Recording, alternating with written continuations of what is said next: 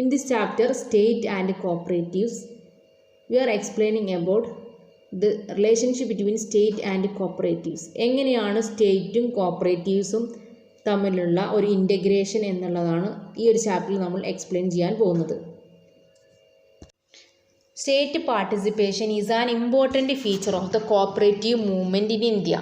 ഇന്ത്യയിലെ കോപ്പറേറ്റീവ് മൂവ്മെൻറ്റിൻ്റെ ഒരു പ്രത്യേകതയാണ് സ്റ്റേറ്റ് പാർട്ടിസിപ്പേഷൻ, അതായത് സ്റ്റേറ്റ് ഗവൺമെൻറ്റിൻ്റെ പാർട്ടിസിപ്പേഷൻ.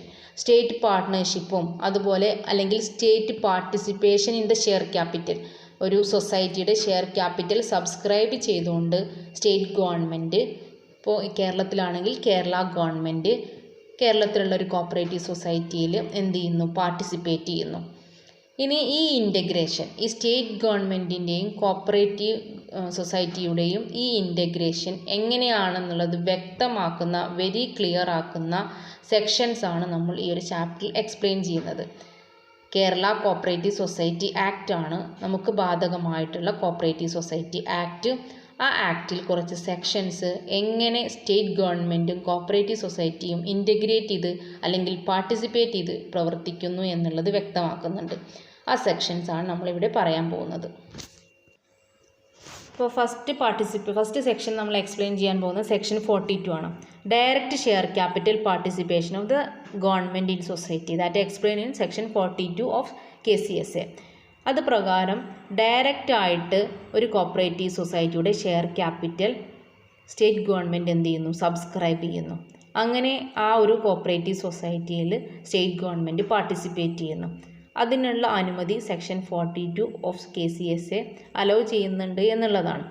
മറ്റൊന്ന് ഇൻഡയറക്റ്റ് ഷെയർ ക്യാപിറ്റലാണ്. ഇവിടെ നേരിട്ട് ഷെയർ ക്യാപിറ്റൽ സബ്സ്ക്രൈബ് ചെയ്യുന്നില്ല, പക്ഷേ മറ്റൊരു കോപ്പറേറ്റീവ് സൊസൈറ്റിയുടെ ഷെയർ പർച്ചേസ് ചെയ്യുന്നതിന് വേണ്ടിയിട്ട് ഒരു കോപ്പറേറ്റീവ് സൊസൈറ്റിയെ ഹെൽപ്പ് ചെയ്യുന്നു. Provide fund to a society, ഒരു സൊസൈറ്റിക്ക് ഫണ്ട് പ്രൊവൈഡ് ചെയ്യുകയാണ്. സെക്ഷൻ 43 ആണ് ഇത് എക്സ്പ്ലെയിൻ ചെയ്യുന്നത്.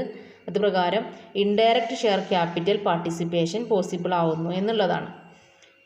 ഇനി നമുക്ക് പറയാണ്ട് പ്രധാനപ്പെട്ടതും പ്രിൻസിപ്പൽ സ്റ്റേറ്റ് പാർട്ട്ണർഷിപ്പ് ഫണ്ടാണ്. 2 മാർക്കിനൊക്കെ എപ്പോഴും ചോദിക്കുന്ന ഒരു ക്വസ്റ്റ്യൻ ആണ്, what is principal state partnership fund. ഈ പ്രിൻസിപ്പൽ സ്റ്റേറ്റ് പാർട്ട്ണർഷിപ്പ് ഫണ്ട് എന്നുള്ളതൊരു ഫണ്ടാണ്.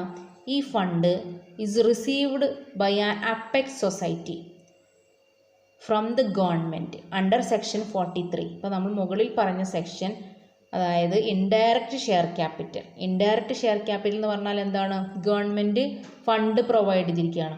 ആ ഫണ്ടിനെ പറയുന്ന പേരാണ് പ്രിൻസിപ്പൽ സ്റ്റേറ്റ് പാർട്ട്ണർഷിപ്പ് ഫണ്ട്.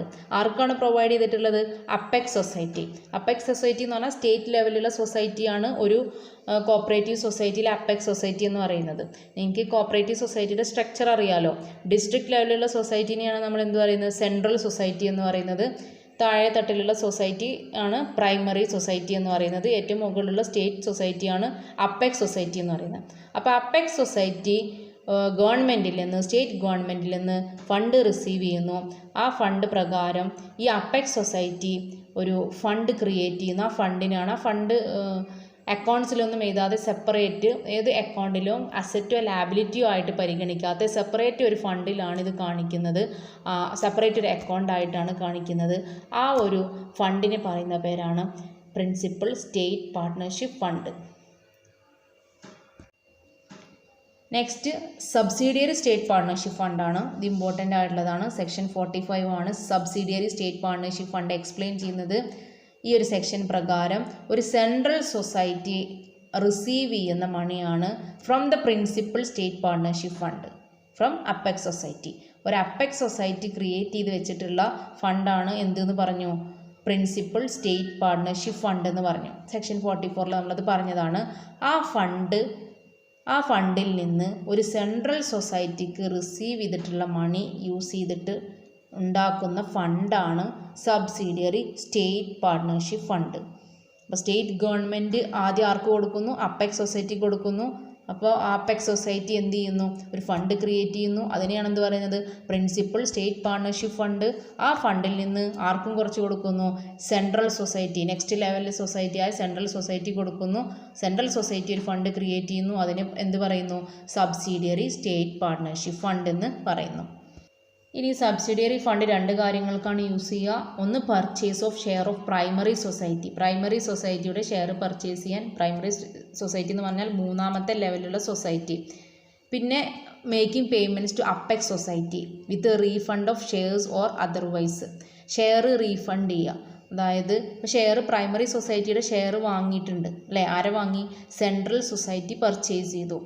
ആ ഒരു ഷെയർ റീഫണ്ട് ചെയ്യുന്ന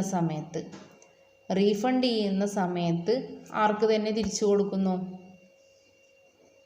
ഈ അപ്പെക്സ് സൊസൈറ്റിക്ക് തന്നെ തിരിച്ചു കൊടുക്കുന്നു. ആ തിരിച്ചു കൊടുക്കുന്നതിന് വേണ്ടിയിട്ടും ഈ ഫണ്ട് യൂസ് ചെയ്യാം എന്നുള്ളതാണ്.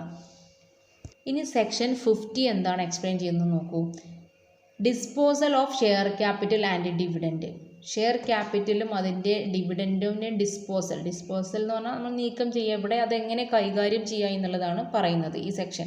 എങ്ങനെയാണ് കൈകാര്യം ചെയ്യേണ്ടത്? ഷെയർ ക്യാപിറ്റലും ഡിവിഡൻഡും. ഏത് ഷെയർ ക്യാപിറ്റലാണ് ഇവിടെ പറയുന്നത്? ഇപ്പോൾ ഒരു അപ്പെക്സ് സൊസൈറ്റി ആണെന്നുണ്ടെങ്കിൽ ഒരു സെൻട്രൽ സൊസൈറ്റിയുടെ ഷെയർ സബ്സ്ക്രൈബ് ചെയ്തിട്ടുണ്ടാവും. ആ സബ്സ്ക്രൈബ് ചെയ്ത ഷെയർസ് റീഫണ്ട് ചെയ്യുന്ന സമയത്ത്, റിഡംഷൻ നടക്കുന്ന സമയത്ത്, അല്ലെങ്കിൽ ആ ഒരു ഷെയറിൽ നിന്ന് ഡിവിഡൻഡ് കിട്ടുന്ന സമയത്ത് അത് ഈ ഒരു പ്രിൻസിപ്പൽ സ്റ്റേറ്റ് പാർട്ട്ണർഷിപ്പ് ഫണ്ടിൽ തന്നെ എന്ത് ചെയ്യണം? ക്രെഡിറ്റ് ചെയ്യണം എന്നുള്ളതാണ് സെക്ഷൻ 50 പറയുന്നത്. ഇപ്പോൾ ഷെയർ ക്യാപിറ്റൽ റിഡംഷൻ നടക്കുക എന്ന് പറഞ്ഞിട്ടുണ്ടെങ്കിൽ എന്താണ്? ഷെയർ ക്യാപിറ്റലിൽ ഉള്ള മണി നമുക്ക് തിരിച്ച് കിട്ടുക. നമ്മളൊരു ഷെയർ പർച്ചേസ് ചെയ്യാൻ വേണ്ടിയിട്ട് 1 lakh rupees സ്പെൻഡ് ചെയ്തിട്ടുണ്ട്. അതൊരു 20 വർഷം കഴിഞ്ഞിട്ടുണ്ടെങ്കിൽ നമുക്ക് തിരിച്ച് കിട്ടിയെന്നുണ്ടെങ്കിൽ ആ 1 lakh rupees നമുക്ക് എന്ത് ചെയ്തു? തിരിച്ച് കിട്ടി.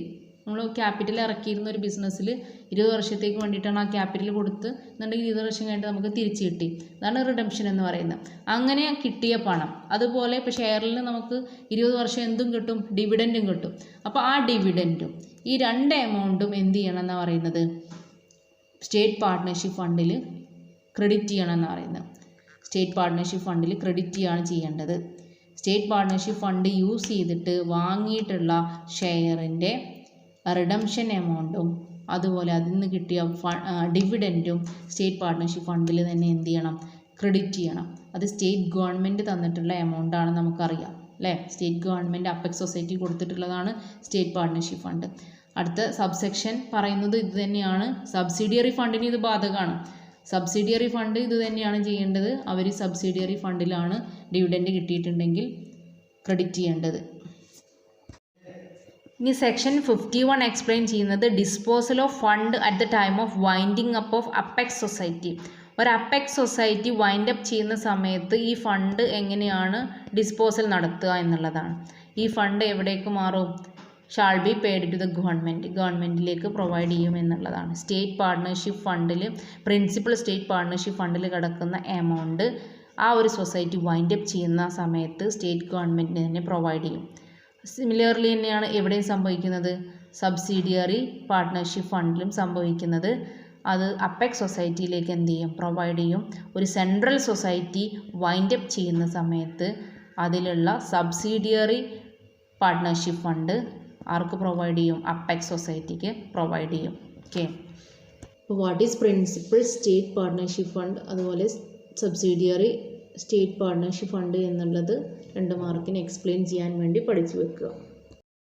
നെക്സ്റ്റ് എക്സ്പ്ലെയിൻ ചെയ്യാൻ പോകുന്നത് other forms of state aided societies. മറ്റ് പല വിധത്തിൽ എങ്ങനെയാണ് സ്റ്റേറ്റ് ഗവൺമെൻറ് സൊസൈറ്റിനെ ഹെൽപ്പ് ചെയ്യുന്നതെന്നുള്ളതാണ്. ഇത് പോയിൻ്റ് സിമ്പിളായിട്ടുള്ള പോയിൻ്റാണ്. ഒരുപാട് എക്സ്പ്ലനേഷൻ്റെ ആവശ്യമൊന്നുമില്ല. ഒന്ന് ലോൺസ് പ്രൊവൈഡ് ചെയ്യുന്നു, മറ്റൊന്ന് ഡിബെഞ്ചർ റീപേയ്മെൻറ്റിൽ ഗ്യാരണ്ടിയർ ആയിട്ട് പ്രവർത്തിക്കുന്നു. ഇപ്പോൾ ഡിബെഞ്ചർ സൊസൈറ്റി എടുക്കുകയാണെന്നുണ്ടെങ്കിൽ ആ ഒരു ഡിബെഞ്ചർ തിരിച്ചടക്കാനുള്ള ഗ്യാരണ്ടിയർ ആയിട്ട് സ്റ്റേറ്റ് ഗവൺമെൻറ്, അതുപോലെ ഷെയർ ക്യാപിറ്റലിൻ്റെ റീപേയ്മെൻറ്റ് സമയത്തും ഗ്യാരണ്ടി, അതുപോലെ ഡെപ്പോസിറ്റ് റിസീവ് ചെയ്തിട്ടുണ്ടെങ്കിൽ ക്രെഡിറ്റ് സൊസൈറ്റിയുടെ കാര്യത്തിലാണ്. ഇനി അതുപോലെ other forms of financial assistant subsidy ആയിട്ടും ഗവൺമെൻറ് പ്രൊവൈഡ് ചെയ്യും. പിന്നെ സെറ്റ് ഓഫ് ഫീ എന്ന് പറഞ്ഞാൽ തിരിച്ചടക്കാനുണ്ടെങ്കിൽ ഏതെങ്കിലും എമൗണ്ട് സൊസൈറ്റിക്ക് ആർക്കെങ്കിലും തിരിച്ചു കൊടുക്കാനുണ്ടെങ്കിൽ അതിൻ്റെ ഫിനാൻഷ്യൽ അസിസ്റ്റൻസും ഗവൺമെൻറ് പ്രൊവൈഡ് ചെയ്യുന്നുണ്ട്.